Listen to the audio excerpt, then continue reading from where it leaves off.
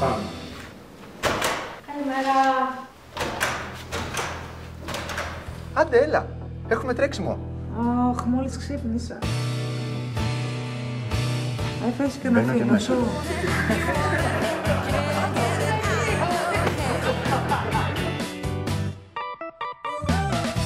Μα μόλις έχω ξυπνήσει.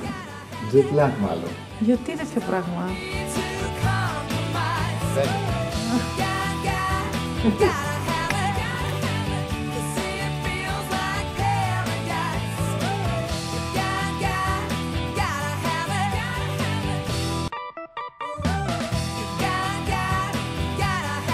Εγώ με τη γεύση του παθαίνω τρέλα να πιάνει.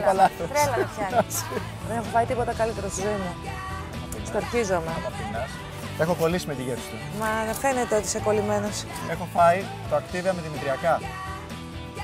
Το έχεις φάει. Και πώς ήτανε. Activia, έχεις δεύτερο. Έχω και δεύτερο και τρίτο. Τέταρτο. Άλλα πράγματα δεν έχεις στη τσάντα. Αχ, με έχει εκνευρίσει πάρα πολύ αυτό, αγόρι. Πάτε το από εδώ. Κουτάλι έχεις, θα το φάμε εσύ. Με γεμίζει αυτοπεποίθηση. Θα πάρω και λίγο από το δικό σου. Γεια μας. Έχω κολλήσει με τη γεύση του. Μα είναι, η γεύση είναι αυτή. Να μην κολλήσεις. Δεν παίζεται να πούμε. Παναγιώτης κολλημένος.